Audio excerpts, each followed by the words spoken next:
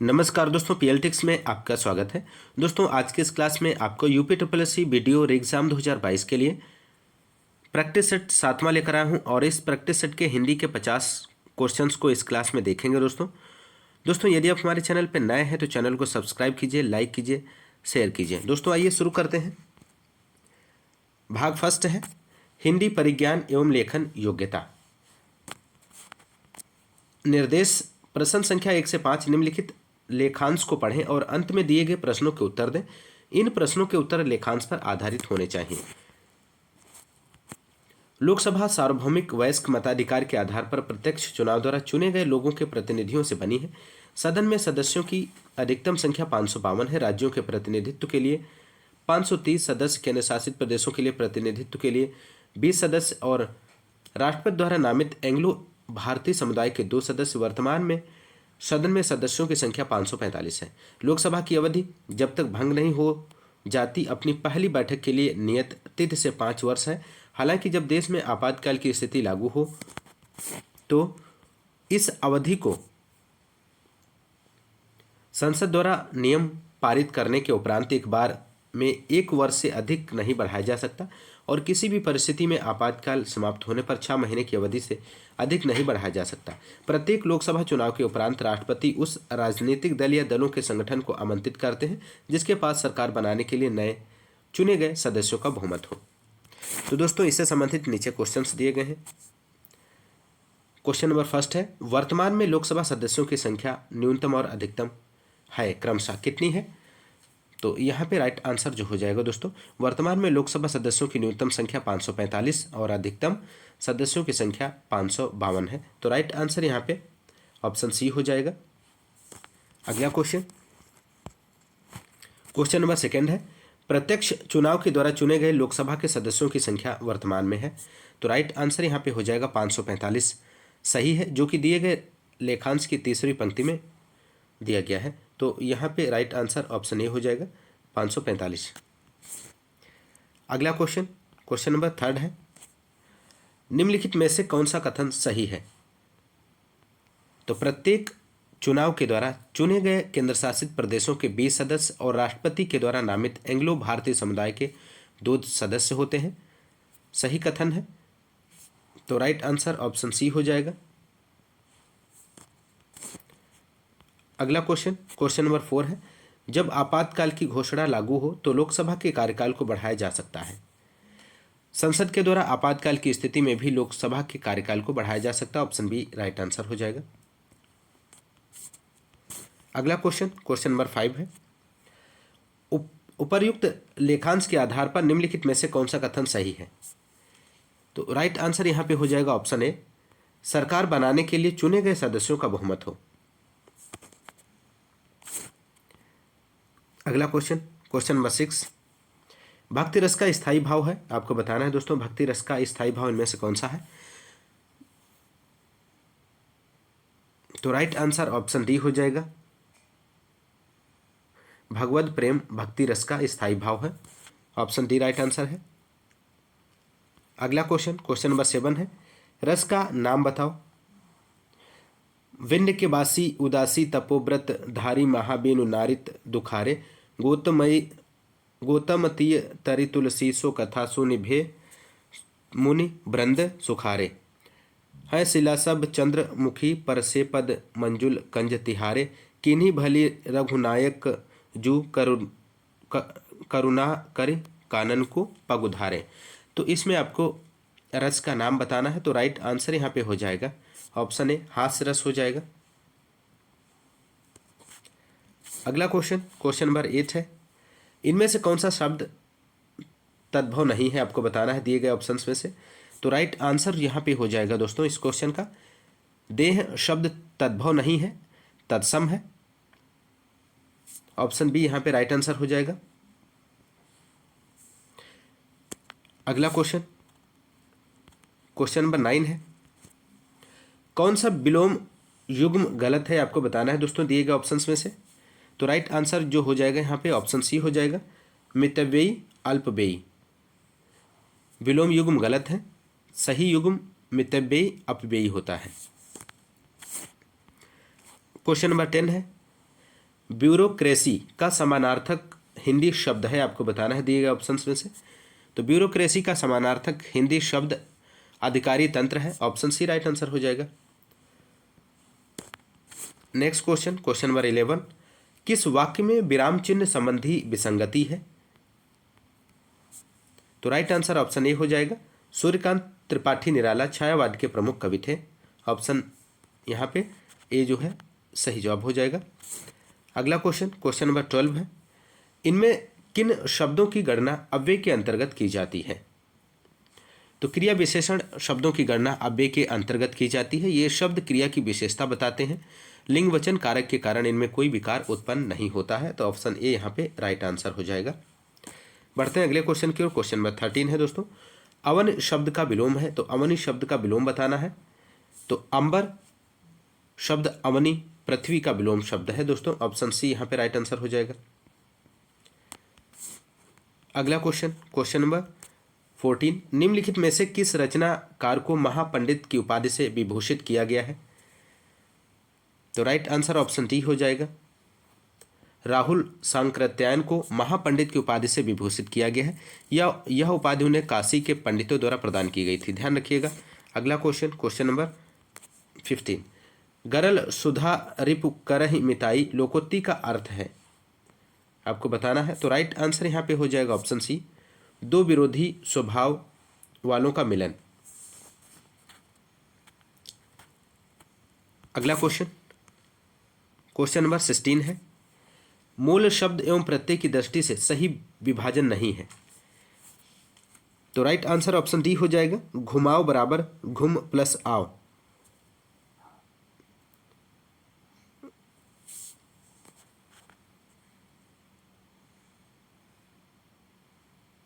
तो option D यहाँ पे राइट आंसर हो जाएगा, विभाजन सही नहीं दिया गया ऑप्शन डी में।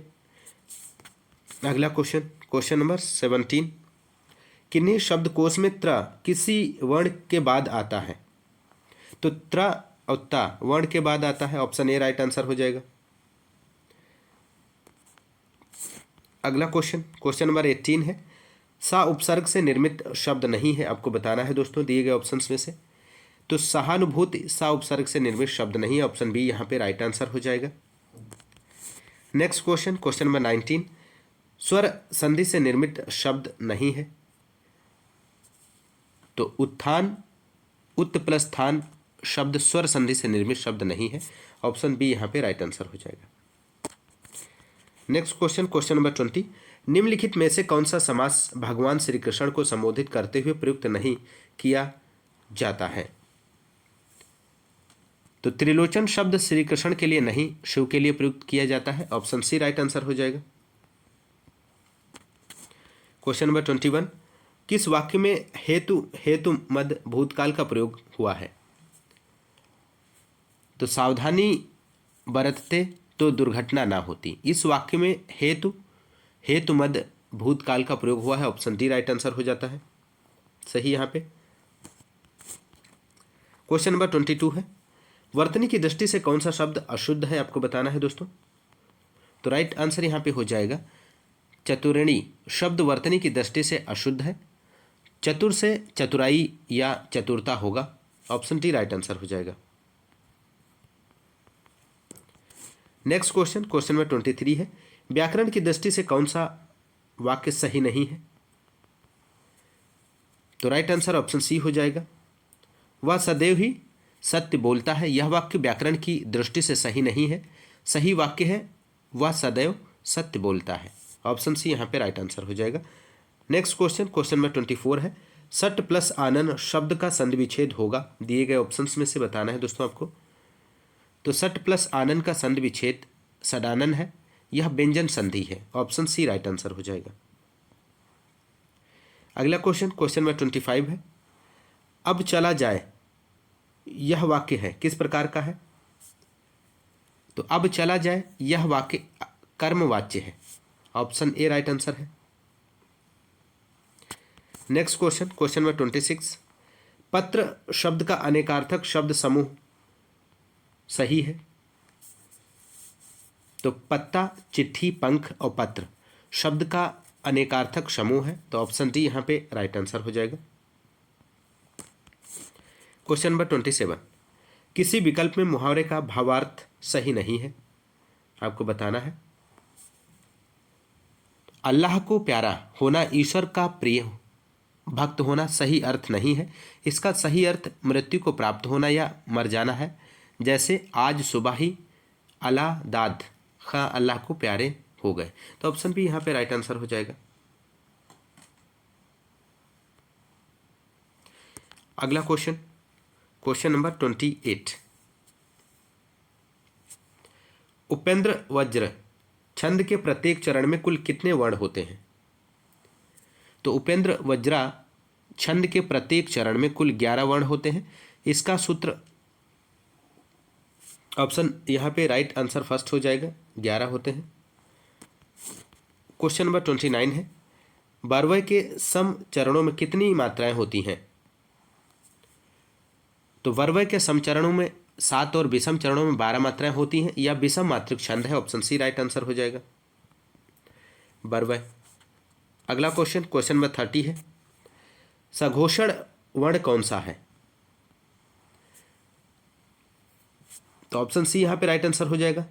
बा वर्ण सघोषण है, प्रत्येक वर्ग का तीसरा, चौथा, पांचवा व्यंजन सघोष होता है, ऑप्शन सी यहाँ पे राइट आंसर हो जाएगा। अगला क्वेश्चन, क्वेश्चन नंबर 31 है, जो इंद्रियों की पहुंच से बाहर हो। जो इंद्रियों की पहुंच से बाहर हो, तो राइट आंसर हो जाएगा ऑप्शन डी, इनमें से कोई नहीं है।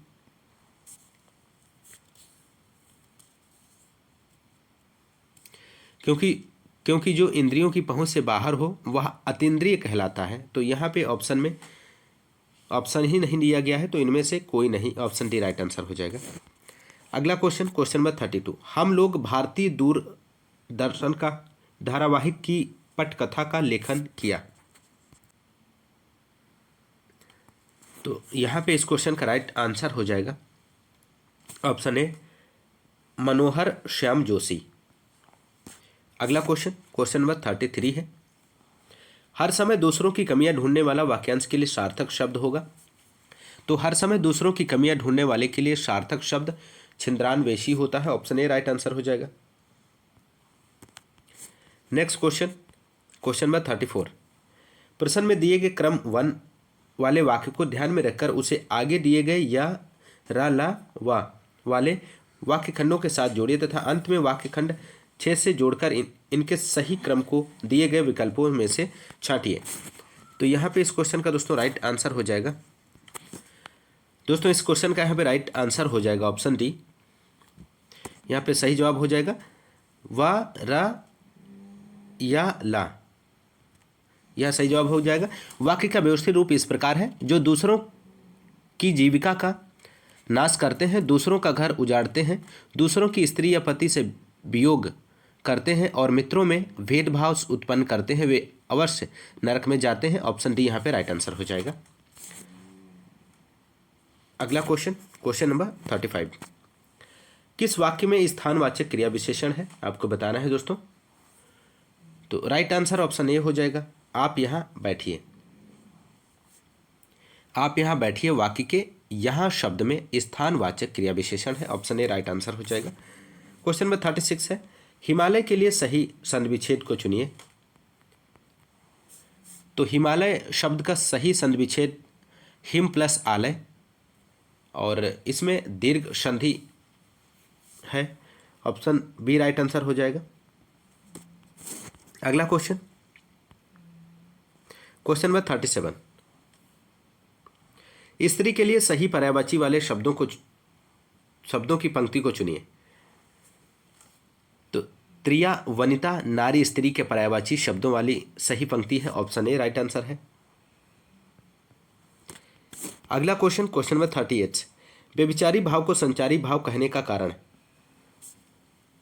तो राइट आंसर ऑप्शन ए हो जाएगा, ये सभी रसों में संचरण करते हैं, ऑप्शन ए राइट आंसर हो जाएगा। अगला क्वेश्चन, क्वेश्चन नंबर 39, बकरी शब्द का पुल्लिंग रूप है। तो बकरी का पुल्लिंग रूप बकरा है, ऑप्शन डी राइट आंसर हो जाएगा। अगला क्वेश्चन, क्वेश्चन नंबर 40 है, कन्नौज हिंदी किस उपभाषा की बोली है। तो कन्नौज पश्चिमी हिंदी की एक बोली है। पश्चिमी हिंदी की 5 बोलियां हैं: खड़ी, ब्रज, बुंदेली, कन्नौजी और हरियाणवी। हरियाणवी को बांगरू बोली भी कहते हैं, ध्यान रखिएगा। ऑप्शन बी राइट आंसर हो जाएगा। अगला क्वेश्चन, क्वेश्चन नंबर 41। उसने पढ़ लिया होगा कैसा वाक्य है? तो उसने पढ़ लिया होगा संदेहवाचक वाक्य है। ऑप्शन बी राइट आंसर है। Question number 42। पुनर्जन्म का सही संविच्छेद है दोस्तों, आपको बताना है दिए गए ऑप्शंस में से। तो पुनर्जन्म, जन्म शब्द का सही संविच्छेद पुनः प्लस जन्म है। यह विसर्ग संधि का उदाहरण है। ऑप्शन सी राइट आंसर हो जाएगा। पुनः प्लस जन्म बराबर होता पुनर्जन्म। अगला क्वेश्चन, क्वेश्चन नंबर 43 है दोस्तों। निम्नलिखित में से संयुक्त स्वर कौन सा है? तो राइट आंसर ऑप्शन टी हो जाएगा। अय जो है संयुक्त स्वर है। Question number 44। हरिपद कोमल कमल से जो सबको सुख दे पंक्ति किस अलंकार का उदाहरण है? तो हरिपद कोमल कमल से जो सबको सुख देत पंक्ति उपमा अलंकार का उदाहरण है। यहाँ हरि के चरणों की तुलना कमल से की गई है। ऑप्शन ए यहाँ पे राइट आंसर हो जाएगा। अगला क्वेश्चन, क्वेश्चन नंबर 45। राम खाना खाएगा इस वाक्य का कर्मवाच्य रूप है, आपको बताना है दोस्तों। तो राम खाना खाएगा वाक्य का कर्मवाच्य रूप राम से खाना खाया जाएगा। ऑप्शन बी राइट आंसर हो जाएगा। अगला क्वेश्चन, क्वेश्चन नंबर 46। निम्नलिखित में से कौन सा उपमा अलंकार का एक तत्व नहीं है? तो उपमा अलंकार का एक तत्व विशेष धर्म नहीं है, यह वाचक शब्द होता है। तो ऑप्शन यहाँ पे डी राइट आंसर हो जाएगा, विशेष धर्म। Question number 47। निम्नलिखित मुहावरों को अर्थ के साथ जोड़िए। सूची फर्स्ट है, सूची सेकंड है।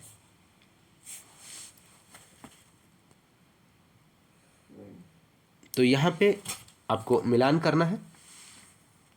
तो ऑप्शन बी यहाँ पे राइट आंसर हो जाएगा। पहले का ई हो जाएगा, दूसरे का ई और तीसरे का 4 का आ। यहाँ पे सही जवाब हो जाएगा। अगला क्वेश्चन, क्वेश्चन नंबर 48। मुहावरे लोकोक्ति का प्रयोग। तो राइट आंसर जो हो जाएगा, मुहावरे लोकोक्ति का प्रयोग भाषिक अभिव्यक्ति को प्रभावी करता है। तो ऑप्शन बी राइट आंसर हो जाएगा। अगला क्वेश्चन, क्वेश्चन नंबर 49 है। चतुर विद्यार्थी से प्रश्न पूछो, वाक्य में विशेषण है। तो राइट आंसर यहां पे हो जाएगा दोस्तों, ऑप्शन सी। चतुर विद्यार्थी से प्रश्न पूछो, वाक्य में चतुर शब्द विशेषण है। ऑप्शन सी राइट आंसर हो जाएगा। अगला क्वेश्चन, क्वेश्चन नंबर 50 है। चंद्रगुप्त नाटक के रचयिता हैं, आपको बताना है।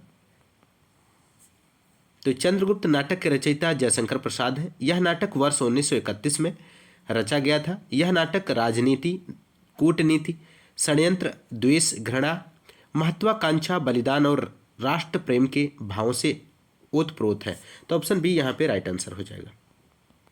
तो दोस्तों ये रहे 50 हिंदी के क्वेश्चंस। दोस्तों यदि आपको क्लास पसंद आई है तो क्लास को ज़्यादा से ज़्यादा लाइक और शेयर करें दोस्तों। आज के इस क्लास में इतना ही। मिलते हैं नेक्स्ट क्लास में, तब तक के लिए नमस्कार, जय हिंद, धन्यवाद।